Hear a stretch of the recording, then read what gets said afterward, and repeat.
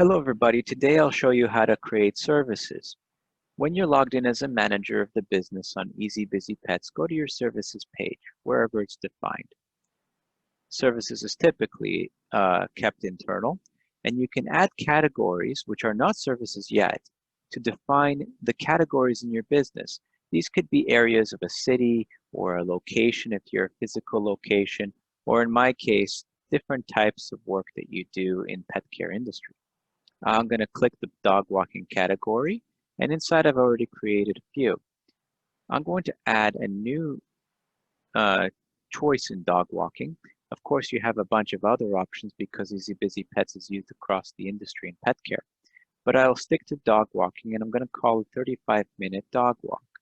All services have settings across general, how they're scheduled, how they're billed, how they're displayed, staff that are capable of running them, and the payroll settings for each of those staff members. Now, the options you see here may be different depending on whether you choose an overnight versus a dog walk, for example, so please keep that in mind. Our system has availability booking, and what it's doing is it's really checking every single staff member that you have in the system to see if they're available. And if you wanted to take that into account when a pet owner is booking this 35-minute dog walking, just make sure that this is checked. Some businesses prefer to control capacities of how many pets can be in the service or how many pet parents or humans can be booked into a single service, and they in turn would have a certain amount of pets. Now, from a scheduling perspective, some services don't need to have repeating options, like every Monday, Wednesday, and Friday for the next 2 years or something like that.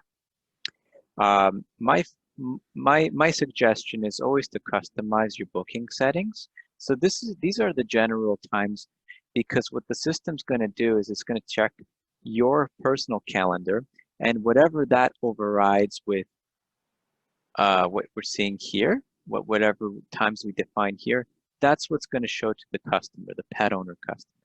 So there's two different ways of showing times to the pet owner. Let's say you work on Sundays and you work between 4 and 5, 6 and 7, 7 and 8, 8 and 9, and so on and so forth. You can pick exact start times, and that's nice for quite a lot of different types of pet care, and that's what would show to the pet owner. But in some cases, like pet sitting, for example, that might not be the case.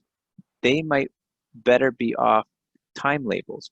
So I chose time labels instead of start times, and I go back to Sunday, and I can choose all kinds of options. I can call it morning, or maybe morning 7 to 12. That's one option that the client will see, client being the pet owner. That's the option they see when they're choosing times on Sundays. This is what it would actually manifest on your schedule. Let's add another one, just for fun.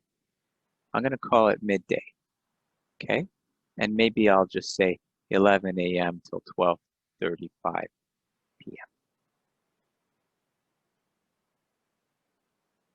Most people don't do 12:35, they'll do something like that. Okay, just a few tweaks. The duration of this dog walk was 35 minutes. That's how I titled it.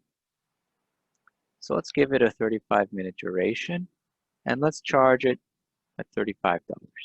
Now, you can have it $35 per pet, or just $35 regardless of how many pets, or choose the extra fee for the additional pets that you might have.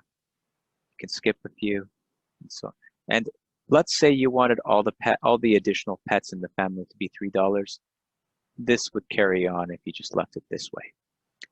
You can, in the case of a dog walking service, you can choose whether it's time-based or fixed. In most cases, it's fixed, but if you did do time-based, then it would be $35 for every 35 minutes, and then it would use that rate to extrapolate the extra amount owing if, let's say, you stayed for an extra 5 to 10 minutes. Allow tipping if you want to be tipped for this service. Taxes depends on your state or province or which area you live in. There may or may not be service taxes that are applicable. Sometimes there are services that should only be viewable by you for booking, and you can hide it from your customers. Staff, you can assign certain people to be able to be booked for it. I'm just going to leave it empty for now so anybody in my team can be booked. And then I can turn on payroll where I can select, $50 for all any staff that might be doing this job. Let's say 25 actually to be more realistic. And maybe for my staff member, Linda, I want her to have 50% instead. And those are the type of settings that you can establish. So that's the 35-minute dog walk. Let's see what the customer sees when they're booking it. I'm going to go to the pet owner view. I have this little switch here as the manager of the business. All managers do when they want to test how the pet owner experiences things. This is the pet owner dashboard. Let's book Button here. He's a husky. Let's book him for the dog walk at 35 minutes. This is what's experienced on Tuesday because I didn't set any of these days of the week. However, I did set Sunday. And these are the options that we set during the setup. Now, you don't have to have it look like this. You can hide people's faces, people being your workers. You can make availability turned off completely. But this is just one example of how it might be set up.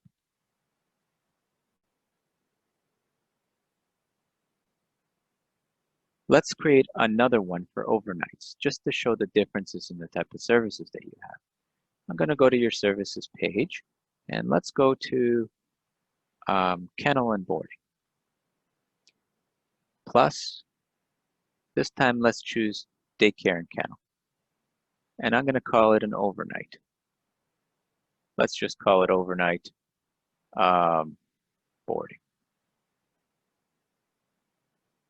This time I have a start and end date settings that I have to customize if I want to make it really fine-tuned for what I'm looking to do.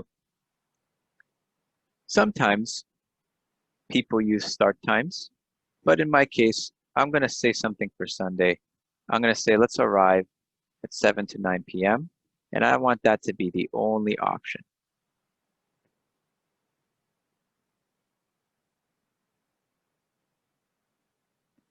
And for the end time, this is a few days later. That's the context of this booking. Let's say if it's a Sunday a week later, I want to offer the customer options to pick up between 12 and 1. And so that's how I'm setting it up here. Now the price is going to be $90 per pet, and it's going to be per night. And these settings are very different from the dog walk, for example. It's per night or per day. And so that's the typical setting for an overnight. And I'm going to add that. There's the overnight. Let's see what the customer sees when they're booking it. These are all example categories. They're all example services. Your business might be very, very different. I'm going to go ahead as a pet owner and book Hugo the Golden Retriever. And I'm going to go ahead and choose that category, overnight boarding as the service. And if I were to book, say, from the 20th, I have that arrive option that I set earlier. And then I'm going to choose the end date to be the 4th, which is also Sunday, and the pickup has been set up accordingly. The estimate is $90 per night,